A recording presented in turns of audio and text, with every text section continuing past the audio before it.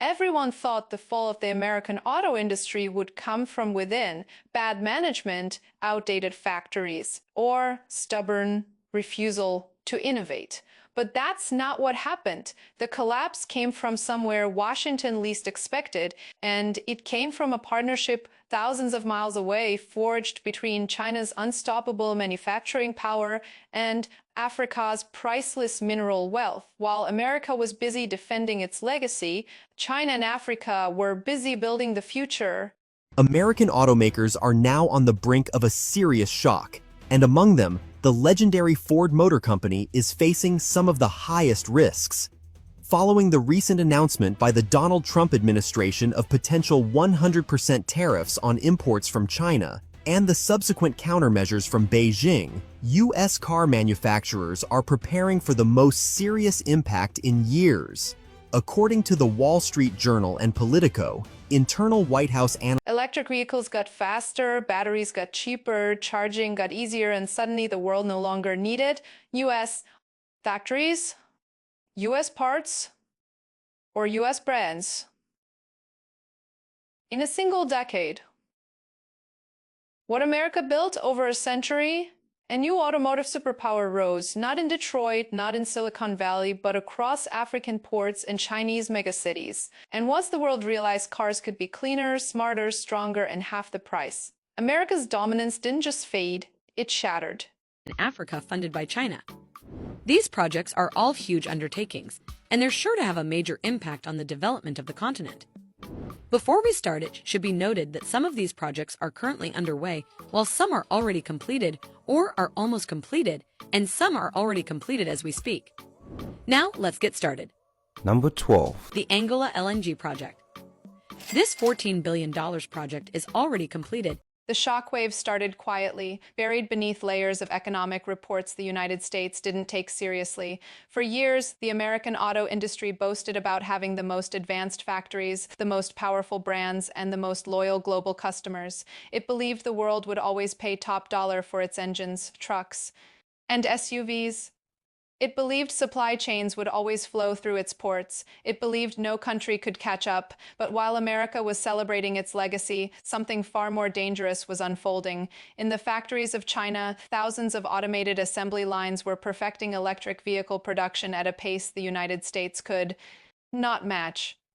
Battery innovation, efficient software, and energy-optimized manufacturing were advancing so quickly that each new model coming out of Chinese production facilities was cheaper, cleaner, faster, and smarter than the last. And while China built the future, Africa was building something else, just as disruptive a supply chain that America could not control. Lithium from Zimbabwe, cobalt from the Democratic Republic of Congo, manganese from South Africa, graphite from Mozambique, and rare earth minerals across the continent formed the lifeblood of the next generation of electric vehicles. Africa knew that whoever controlled these minerals would control the future of transportation. So, it made a decision the United States never anticipated. It chose to partner with China. Not through handshakes and smiles, but through long-term agreements that ensured African minerals would power Chinese factories rather than American ones.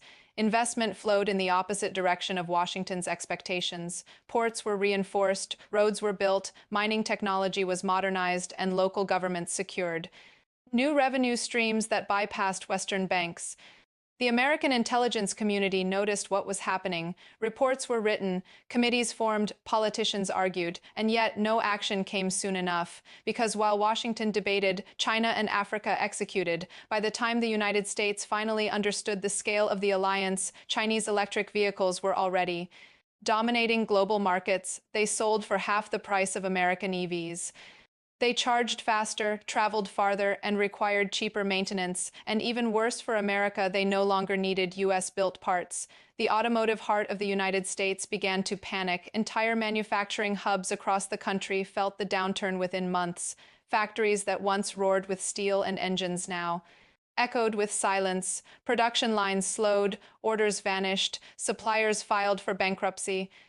And while America kept insisting consumers would eventually come back, the world moved further away. Then came the breaking point, a sudden surge of African-Chinese joint venture auto plants.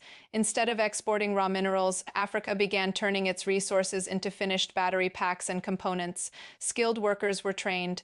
Powerful energy infrastructure was built, and export terminals came online.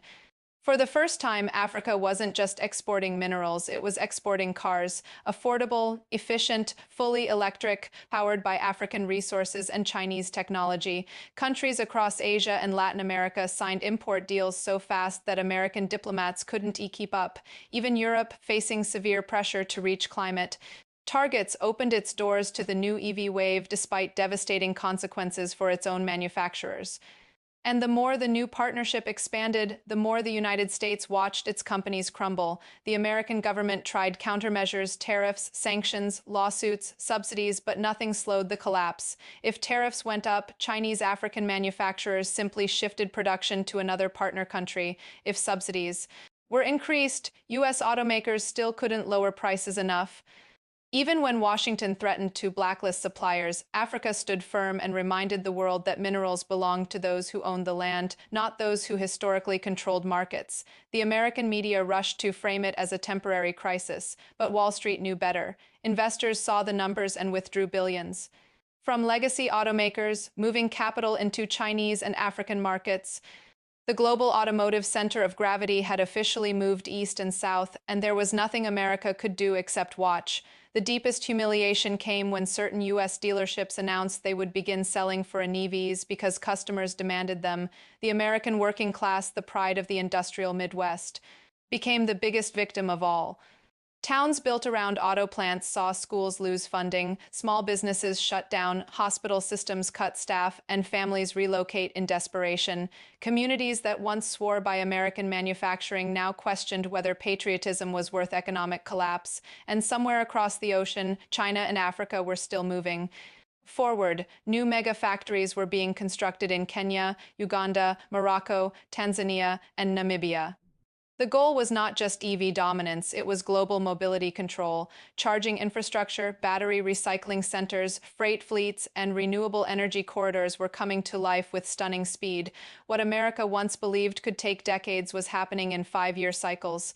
The United States tried one last tactic appealing to history. It attempted to remind the world that the American auto industry once powered global progress, symbolized innovation, and created generations of technical mastery. But history has no power against progress. The world wasn't sentimental, it was practical. Cheap, reliable, efficient, electric. That was the new language of transportation. And China and Africa spoke it fluently. Meanwhile, America was trapped in a system built for yesterday: slow manufacturing, expensive labor, dependence on foreign minerals, and corporations too large to adapt. It wasn't that the United States didn't have talent. It wasn't that it lacked engineers or visionaries. It simply underestimated the world and overestimated itself. All it took was one partnership, one alignment of technological power with mineral wealth, and the foundation of American industrial dominance collapsed. What Washington dismissed as a distant possibility became a historic turning point. China built the innovation, Africa built the supply, and together they built the future. America didn't expect it. America didn't prepare for it, and now America can't stop it.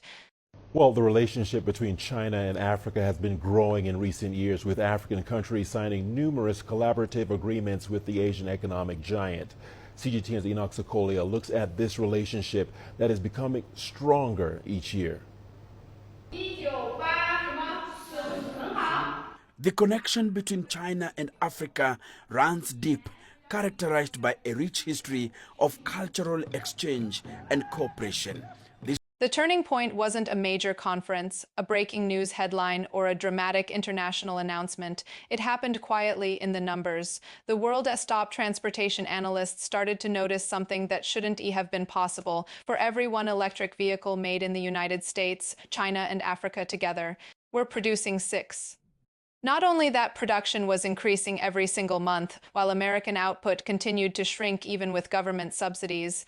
Electric vehicle dealerships, once dominated by American brands, were now filled with Chinese African models. Families that once dreamed of owning a new U.S. truck were suddenly deciding against it. not out of disloyalty, but out of necessity.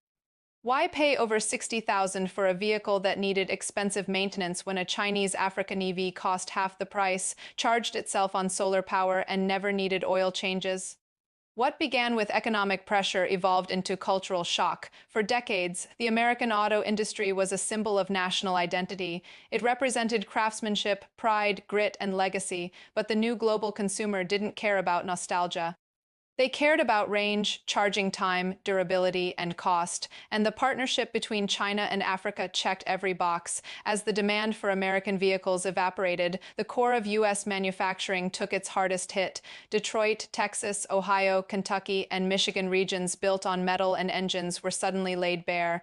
Tens of thousands of workers received termination letters. Factories that once employed generations of families closed their gates for good. Meanwhile, African manufacturing regions erupted with life. New ports emerged where old fishing docks once stood. Cargo ships began transporting vehicles to every continent. Thousands of young engineers, technicians, software specialists, and designers were employed at unprecedented wages instead of exporting raw resources overseas. To be processed, Africa processed them locally and sold products back to the world. China benefited too, not merely from profit, but from influence. For the first time in global history, automotive technology was no longer centered in the West. Global auto exhibitions began showcasing African-built TV models, and critics who once dismissed the continent as merely a resource supplier suddenly found themselves forced to acknowledge its leadership. The humiliation for the United States grew even deeper when Latin American countries followed the shift. Rather than buying American vehicles, they signed long-term deals with Africa and China, not because of politics, but because of value. Asia adopted the new EV standard next. Even allies in Europe slowly switched, first in silence, then without apology. American automakers pleaded for government rescue packages. Emergency funding was approved, factories were restructured, and new electric projects were announced. But the world didn't stop accelerating while America tried to reinvent itself. China and Africa were already too far ahead, improving battery density, speeding up automation, and cutting costs with every advancement. The question changed from whether the United States could catch up to whether it could survive. Wall Street's response was ruthless. Shares of legacy automakers lost billions in valuation in a matter of weeks. Investment firms abandoned century-old companies and poured funding into African-Chinese EV networks. An entire generation of American workers watched retirement plans shrink right before their eyes. And then came the domino that no one expected: the collapse of the U.S. parts industry, once global suppliers for engines, transmissions, and exhaust systems saw their business disappear almost overnight. Electric vehicles didn't need these parts anymore.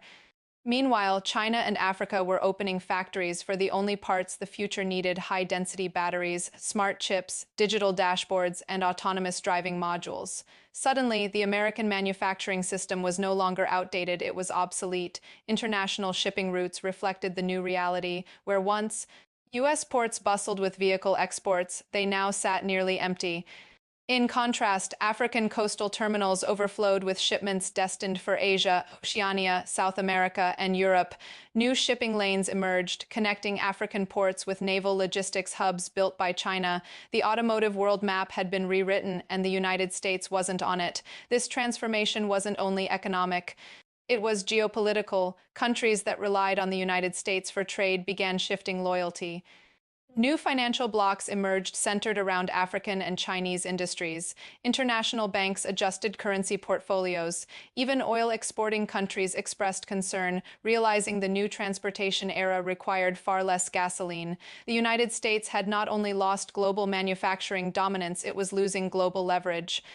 Automotive advisors in Washington tried to sound confident, warning the public that the American industry would bounce back. But the public saw something different: empty factories, layoffs, stagnant wages, and streets increasingly filled with foreign EVs. For the first time in generations, owning an American-built car was no longer normal, it was rare. Even the military sector experienced triple effects. China and Africa had access to the world's most advanced battery systems, which fueled the development of electric military vehicles, drones, and logistics transport units.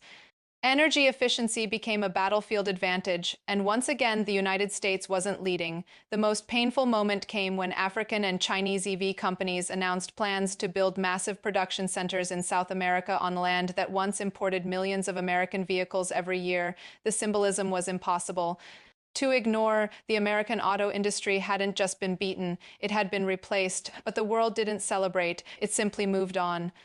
Africa stood tall not as a supplier of cheap minerals for Western corporations, but as a leading global manufacturer. Generations once forced to watch their resources leave the continent now watched finished products leave their factories. Schools and universities expanded technical programs, multinational suppliers opened offices. In African capitals instead of American ones, entire cities built around mining were transformed into high-tech industrial hubs. China continued developing groundbreaking auto innovation, but now with Africa as an equal partner. The alliance wasn't built on charity, it was built on shared power. The United States still had brilliant engineers, innovative minds, and manufacturing potential, but brilliance isn't enough when the world changes while you stay the same. America believed dominance was permanent. China and Africa believed dominance was earned. One belief led to stagnation. The other led to revolution, and when the dust settled, the future of transportation had already chosen its champions. The United States didn't lose because it was weak. It lost because it underestimated the world, and the world no longer needed American factories to move forward.